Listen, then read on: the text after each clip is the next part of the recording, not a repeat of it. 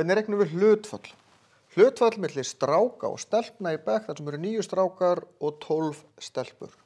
Hlutfall yfirleitt sett upp sem einhvers konar brot og við þurfum að lesa textan. Hér eru strákar á undan í textanum. Þá setjum ég fjölda stráka deilt með fjölda stelpna. Þá fæ ég almenna brotið 9 af 12, það er 9 strákar á móti hverjum 12 stelpum. Við getum stytt þetta með 3 og fáum þá þetta 3/4 sem við getum sett upp svona líka. Hlutföll almennt sett svona upp. En hvað að gerast hér? Hlutfallið milli flatarmál hringsins og ferningsins, engar tölur, r og 2r, jú það 2 hérna. Þá þarf ég að reikna bara flatarmál og flatarmál hrings radíus í öðru sinnum pi. Flatarmál fernings, þetta ferningur, þá þetta 2r líka, bara 2r sinnum 2r, það 4r í öðru.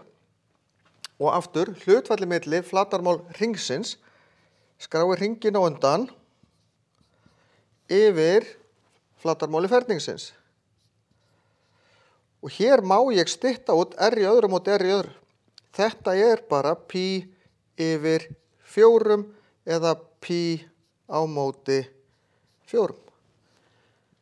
Svona skráum við hlutfall. Við byrjum, það þægilega reiknið til sjálfur sér valnutbrot en snúa því svo upp í hlutfall eins og við sjáum hér.